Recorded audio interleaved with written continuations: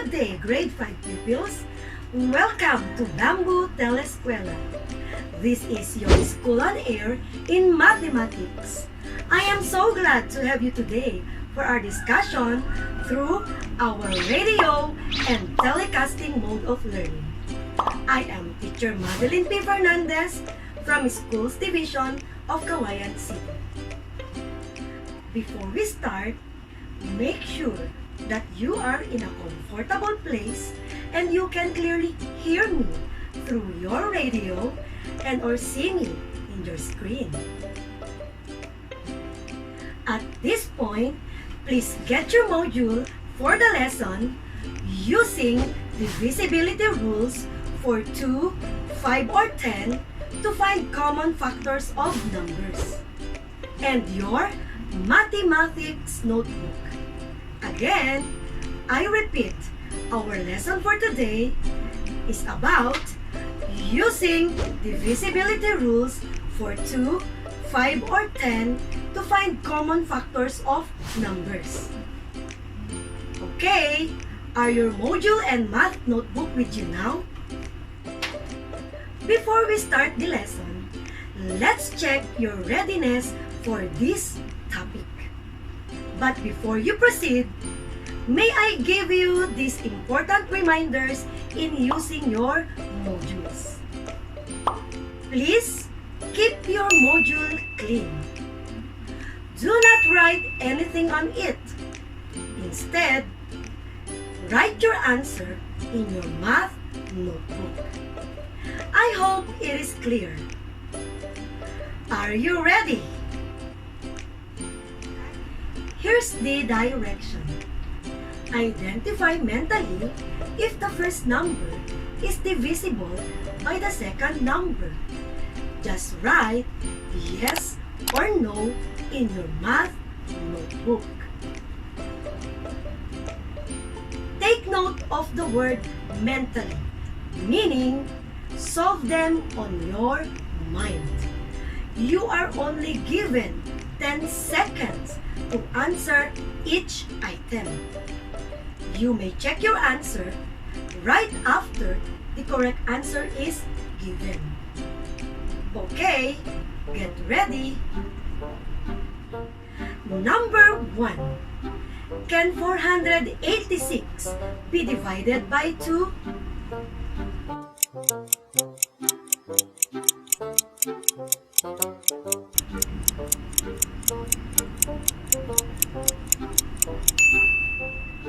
The answer is yes.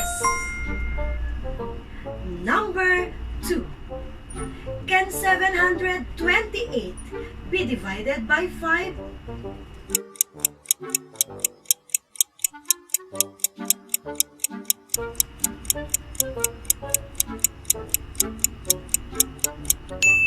The answer is no.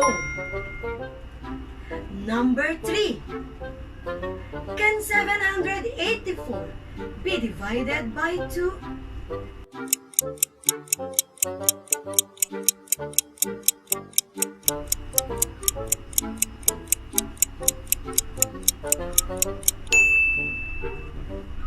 The answer is yes.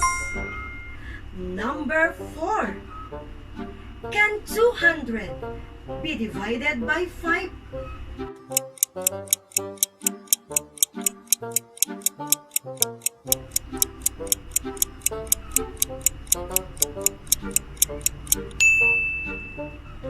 The answer is yes. Number 5. Can 267 be divided by 2?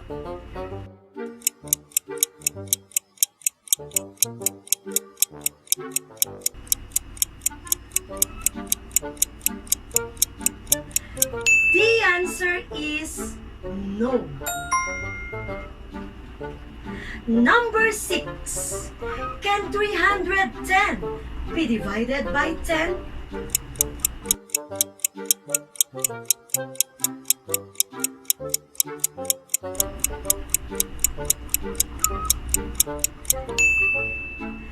The answer is yes. Number 7. Can 312 be divided by 5?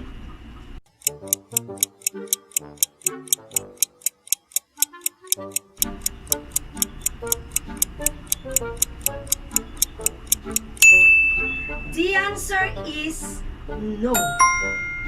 Number 8. Can 311 be divided by 10?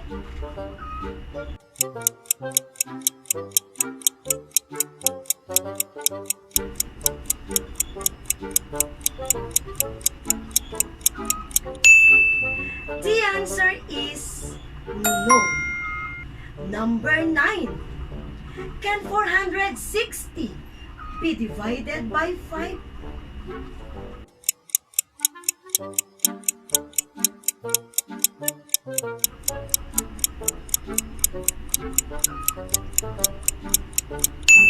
The answer is yes. And last, number 10.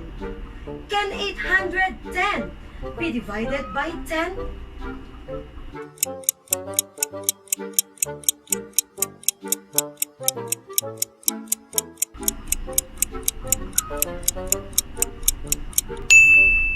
The answer is yes.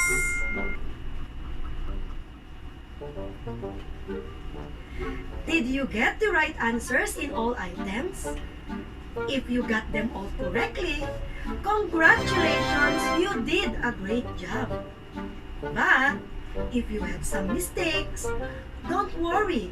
I'm sure you can do it better after this lesson. Since you will be learning about using divisibility rules to find common factors of numbers, it is very important to know what divisible by means. When do we say that a number is divisible by another number? For you to understand this term, let me show you by solving a division sentence. What is 492 divided by 2? Do you still remember the steps in dividing large numbers? In dividing large numbers, we have to follow these steps. Divide, multiply, subtract, and then bring down. Let's divide 492 by 2 following the steps. First, divide. 4 divided by 2 equals 2. Write the partial quotient above the partial dividend 4. Next, multiply.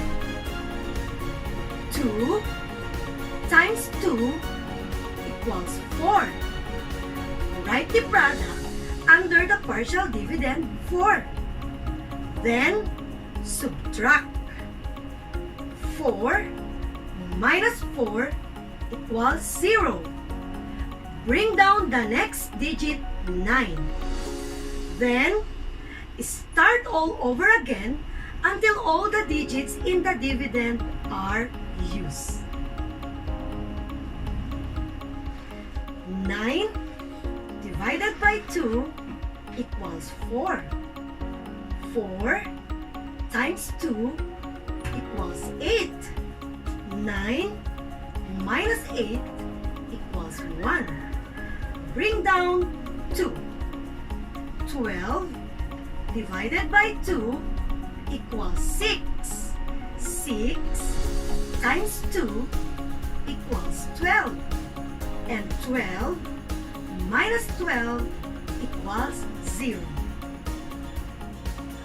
What is the answer when 492 is divided by 2? That's right, it's 246. Is there a remainder? Correct, there's none. The remainder is 0. So, going back to the question, when do we say that a number is divisible by another number. What does divisible by means? Based on the given example, if you divide a number by another number and the result or the quotient is a whole number without a remainder, then that number is divisible by the other. As we proceed in our discussion for today, you will be able to determine if a certain number has a factor of 2, 5, or 10 without actually doing the division. Instead, by simply using the rules of divisibility. How do you know if a number is divisible by 2, 5, or 10 without actually doing the division? As what I have said a while ago, our lesson for today is about using divisibility rules for 2, 5, or 10 to find common factors of numbers. Make sure that you still have your module with you so you can easily follow the flow of our discussion.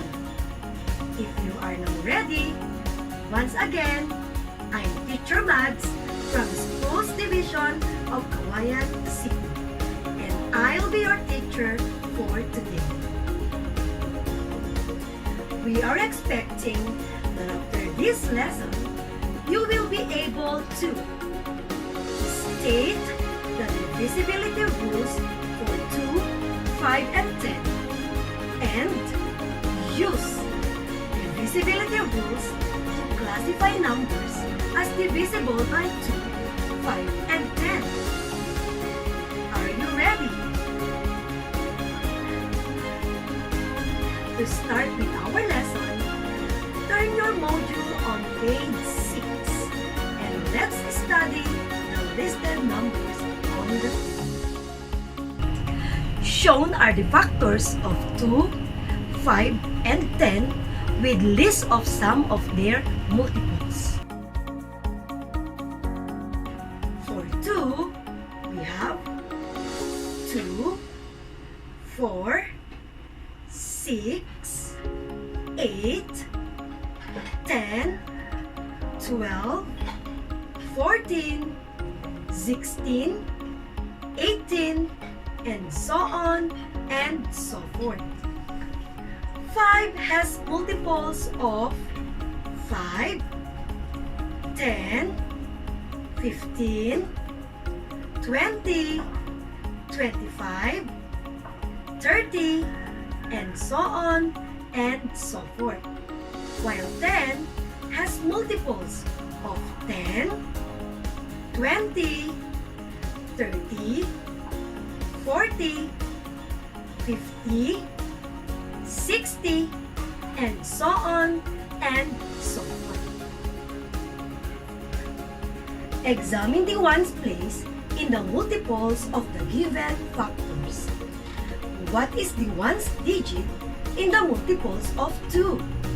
How about 5 and 10? From the table shown, you will notice that even numbers or those whole numbers with 0, 2, 4, 6, 8 in their ones place have a factor of 2. All multiples of 5 end with 0 or 5. Therefore, all numbers with 0 or 5 have a factor of 5, while all numbers ending with 0 have a factor of 10. A divisibility rule is a way to figure out the factors of a whole number without performing division, usually by examining the digits. The divisibility rules for 2, 5, and 10 are grouped together because they all require checking the ones digit of the whole number. Knowing the divisibility rules for 2, 5, and 10 will help you find factors of a number just by examining its ones digit. So, here are the divisibility rules for 2, 5, and 10. Divisibility rule for 2. A number is divisible by 2 if the ones digit of the number is 0, 2, 4, 6, or 8. These numbers are called even numbers. Given the example is 238 divisible by 2. Yes, because the ones digit is 8, which is divisible by 2. Therefore, 238 is divisible by 2. Let's have another example. Is 864 divisible by 2? The answer is yes, since its ones digit is 4, which is an even number. This time, let us learn about divisibility rule for 5. A number is divisible by 5 if the ones digit of the number is 0 or 5. Given this example, is 660 divisible by 5? Yes, because the ones digit of the number is 0. Therefore, 660 is divisible by 5. Let's have another one. 315 is divisible by 5. Why? That's right, because its ones digit is 5. Finally, let us study divisibility rule for 10. When do we say that a number is divisible by 10? A number is divisible by 10 if the ones digit of the number is 0. Is 530 divisible by 10? Yes, because 530 has a 0 in its ones place. How about the number 81,940? Yes, correct. It's divisible by 10 because the ones digit is 0. Now, it's your turn to practice what we just have learned from our discussion. In your math notebook, just write yes or no if the given number is divisible by 2, 5, or 10. Just like in our pretest, you are only given 10 seconds to answer each item. Are you ready? If you're now ready, please take note of this number. 3,510. I repeat, 3,510. Is it divisible by 2?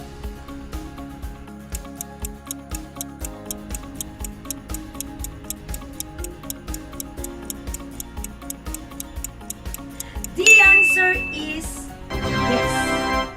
Is it divisible by 5?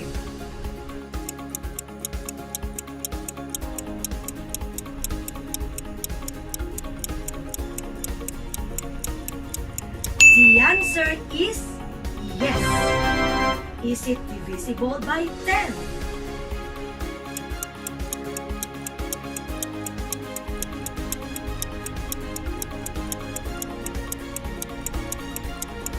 The answer is yes. Let's have another number. Please take note. 2,826. I repeat, 2,826. Is it divisible by 2?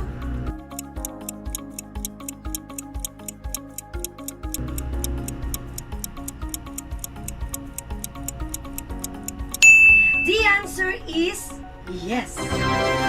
Is it divisible by 5?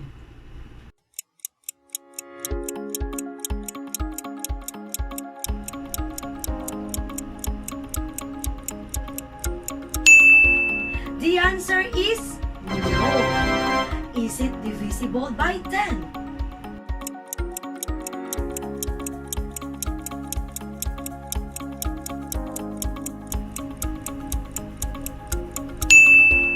The answer is no. Did you get all the correct answers? Very good. You're now ready to answer the activities in your module. For the rest of the activities, please answer pages 7 to 10, including the assessment in your module. Under What's More on pages 7 to 8, Activity 1, write yes or no if the given number is divisible by 2, 5, or 10. For Activity A, am I divisible by 2? Answer items 1 to 5 with yes or no. The same choices with Activity B. Am I divisible by 5? Likewise with Activity C. Am I divisible by 10? For Activity 2, write 2, 5, or 10 to indicate whether the given number is exactly divisible by any of them. There may be more than one answer.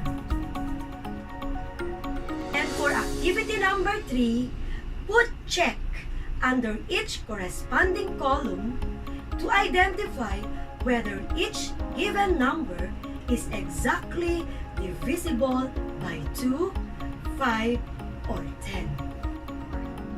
Under What I Can Do on page 9, Activity A, encircle the number or numbers which is or are exactly divisible by the given number before each item.